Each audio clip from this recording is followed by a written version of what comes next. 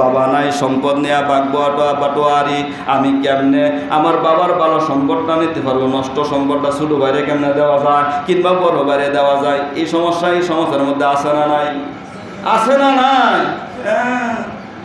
সম্পদ ঠগান নেয়া মুসল্লি বহুত আছে এলাকা। এক ছেলেরে দিছে আর এক ছেলেরে দিছে না। হাদিসের ভাষায় আসে 1 বিঘা পরিমাণ, 1 বিঘা পরিমাণ সম্পদ যদি তুমি ঠগায়া থাকো, সপ্তমক জমিনের নিচ থেকে উপর পর্যন্ত 1 বিঘা সম্পত্তি টান্না বার করলে কতটুকু পরিমাণ হইব? কত্তানি ওজন হইব? এইটা ব্যাগটা তোমার গলার মধ্যে বেরি বানায় হাসরের ময়দানে খাড়া হরাইব। আল্লাহ খারয়ে তাক 50,000 বছর দাঁড়ায় তাক। ভাইয়ের সম্পদ মেরে গেছ, বোনের সম্পদ, সন্তান রে কম বেশ দিছ, দাঁড়ায় থাক কিয়ামত পর্যন্ত। এরপরেও কি কিয়ামত পর্যন্ত দাঁড়ায় থাকলেও হিসাব নিকাশের আগ পর্যন্ত দাঁড়ায় থাকলেও কি হে জান্নাতে যাইতে পারবো? কারণ 1 দিরহাম পরিমাণ পাওনা যদি কেউ কারো কাছে পায়, 1 দিরহামের হিসাব না দিয়া 1 কদম সামনে যেতে পারবে না। হারাম খাওয়া এত সহজ না। দুনিয়াতে খাইতার বাইকের লেগে জোর আছে, কিন্তু মরণের পরে কি জোর থাকবো? হ্যাঁ, জোর থাকবে না। কেন থাকবে না? আল্লাহ স্পষ্ট কোরআনের ভাষায় বলেছেন, আল-ইয়াওমা নাখতিমু আলা আফওয়াহিহিম ওয়া তুকাল্লিমুনা আইদিহিম ওয়া তাশহাদু আরজুলুহুম বিমা কানু ইয়াকসিবুন।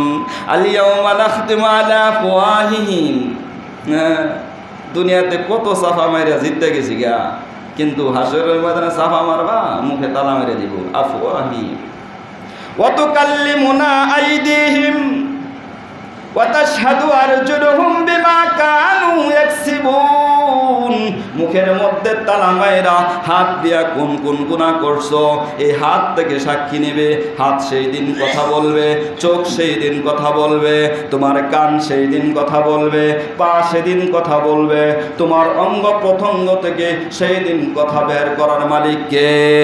আল্লাহ তাআলা তোমার জবানের মধ্যে তালা মেরে তোমার সমস্ত অঙ্গ প্রত্যঙ্গ, কোন কোন অঙ্গ দিয়া কোন কোন জায়গায় তুমি গুনাহ করেছো, হারাম করেছো, হারাম উপার্জন করেছো, সেই দিন ঠুকে ঠুকে সব কথাগুলো হাসরের ময়দানে আল্লাহর সামনে তোমার অঙ্গ প্রত্যঙ্গ সাক্ষী দিয়া দিবে, তোমার বিরুদ্ধে সাক্ষী দিয়া দিবে। সেই দিন তুমি বলতে থাকবে, কিরে তুই না আমার অঙ্গ, আমার বিরুদ্ধে তুই সাক্ষী দেস। তো আমি আসলে তোর সাথে ছিলাম, কিন্তু আল্লাহর হুকুমের বাইরে আসলে কিছু করার সুযোগ নাই, সব আল্লাহর হুকুমেই চলেছিল। কিন্তু তুই যে গুনাহগুলো নাফাকি কাজগুলো করেছিলে, আজকে তোর বিরুদ্ধে না বললে আমার উপায় নাই। এই জন্য বান্দার হক কোনোদিন আল্লাহ তাআলা মাফ করবে না। স্পষ্ট কথা, হকুল্লাহ হকুল ইবাদ। হকুল্লাহ হলো আল্লাহর হক। নামাজ রোজা এবং আল্লাহ তাআলার কিছু বিধিবিধান আছে যেগুলো ইবাদতের ক্ষেত্রে প্রয়োগ করা হয়, সেটার ক্ষেত্রে এখন তো নামাজ ছেড়ে দিয়েছেন, কোনো না কোনো দিন আপনাকে জাহান্নাম বুক করে জান্নাতে নেওয়ার অপশন আছে। কেন? আপনি কালিমা পড়ছেন, লা ইলাহা ইল্লাল্লাহু মুহাম্মাদুর রাসূলুল্লাহ। এই কালিমার বরকতে কোনো একদিন মাপ পাবেন। তবে জেল জুলুমটা খাইতে হারলে আর কি, মার্ডার করছেন 2-5 বছর জেল খাটন লাগে না, তো জাহান্নামে কিছুদিন তাহলে লাগবে আর কি, 2-5-10 বছর। আর দুনিয়ার 1000 বছর, জাহান্নামের একদিন। তাহলে বুঝলেন কি আল্লাহ গুনাহ করবেন না ছাড়বেন। এরপরে হলো হকুল ইবাদ। ইবাদ মানে বান্দার হক। বান্দার হক 1 টাকাও যদি আপনার কাছে কেউ পাওনা থাকে, এই পাওনা টাকা যদি আপনি মাপ না চায় নেন তার কাছে, কিংবা তার ঋণ পরিশোধ না করেন, হাসরের ময়দানে এই জায়গায় আল্লাহ ক্ষমতা খাড়াইতো না যে তোমরা জান্নাত দিলাম, যতক্ষণ পর্যন্ত বান্দার কাছ থেকে ক্ষমা না চাইবা।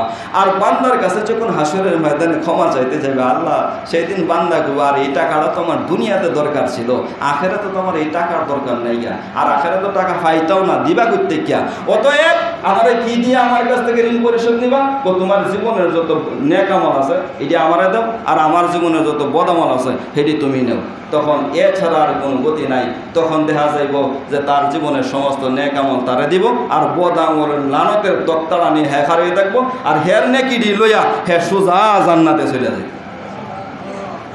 এই কঠিন বিষয় ভাই, যেন হক্কুল ইবাদ সম্পর্কে আপনাকে সবসময় স্ট্রং থাকতে হবে, স্ট্রং। যেন কোনো বান্দা আপনার কাছে একটা টাকা না পায়, খুঁজে খুঁজে বের করে করে তার কাছে ক্ষমা চেয়ে নেন, নয়তো তার ঋণটাকে পরিশোধ করে দেন, হাসরের ময়দানে রক্ষা পাবেন না।